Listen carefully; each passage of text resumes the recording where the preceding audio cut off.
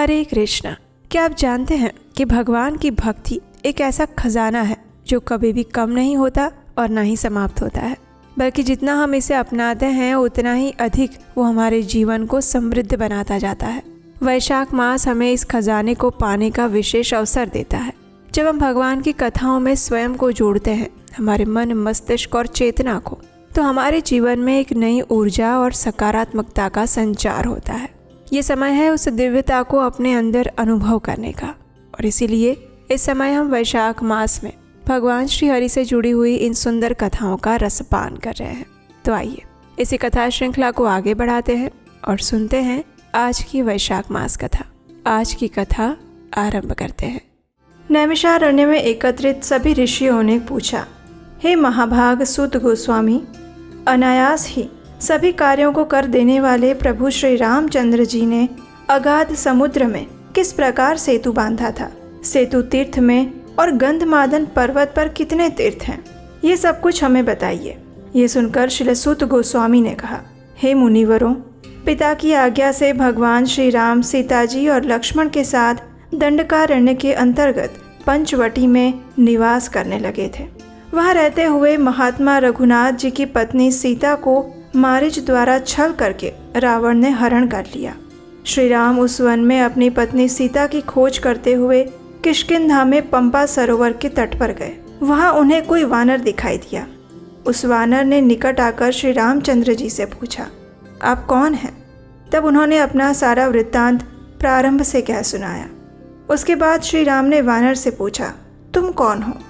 तब उस महात्मा ने अपना परिचय देते हुए कहा, मैं सुग्रीव का मंत्री हनुमान नामक वानर हूँ। सुग्रीव के भेजने से मैं यहाँ आया हूँ।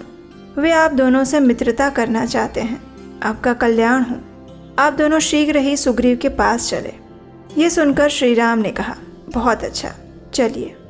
सुग्रीव के साथ भेंट करने के बाद सुग्रीव ने उनके साथ अग्नि को साक्षी बनाकर मित्रता स्थापित की।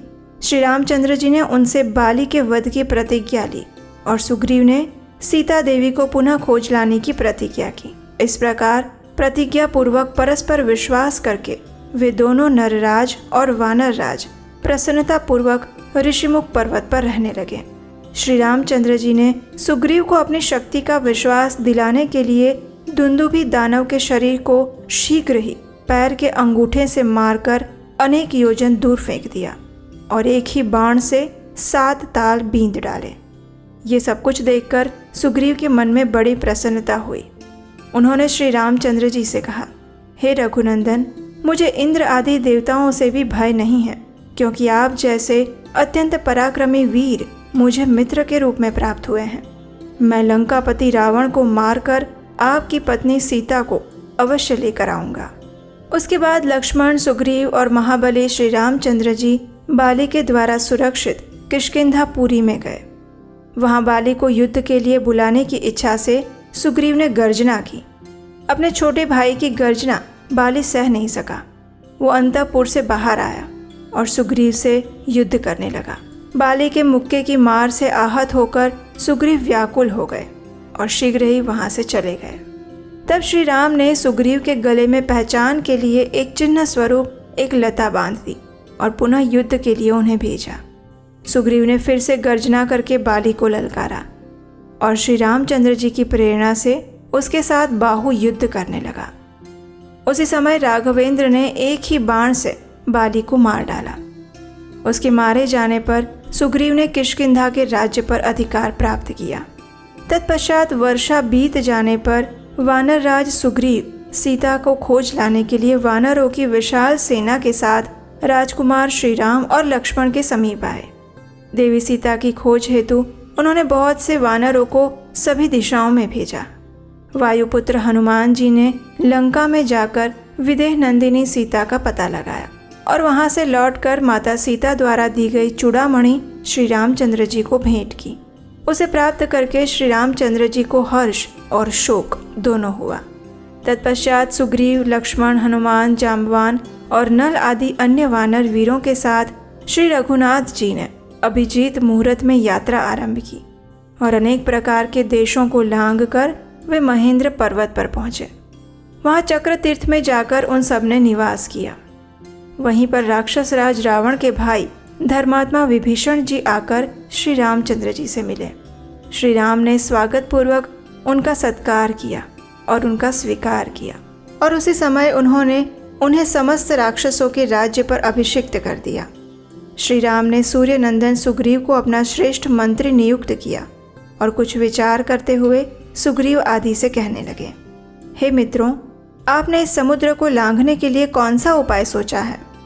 ये सुनकर सुग्रीव ने हाथ जोड़कर कहा, भगवान, हम सब लोग नाना प्रकार की नावों से समुद्र को पार करेंगे। ये सुनकर विभीषण ने कहा, राजा सगर के पुत्रों ने वरुण के निवास भूत इस समुद्र को खोदा है, इसलिए श्री रामचंद्र जी को समुद्र की शरण में जाना चाहिए।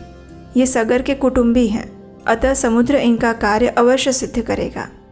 ये सुनकर श्री रामचंद्र जी ने वानरों को समझाते हुए कहा, हे श्रेष्ठ वानरों, हमारी सेना के लिए बहुत सारी नौकाएं चाहिए होंगी जो कि यहाँ उपस्थित नहीं हैं।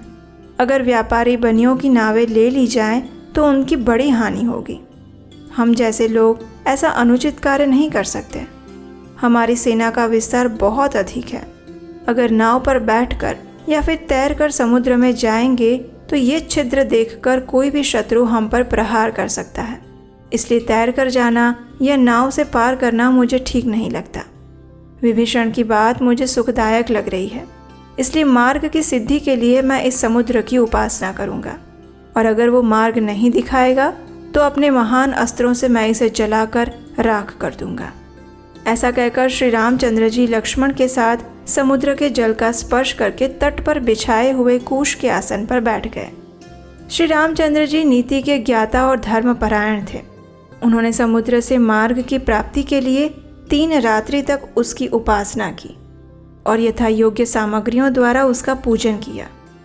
लेकिन फिर भी समुद्र ने स्वयं को श्री रामचंद्र जी के सामने प्रकट नहीं किया, और ये देखकर श्री रामचंद्र जी को समुद्र पर बड़ा क्रोध आया।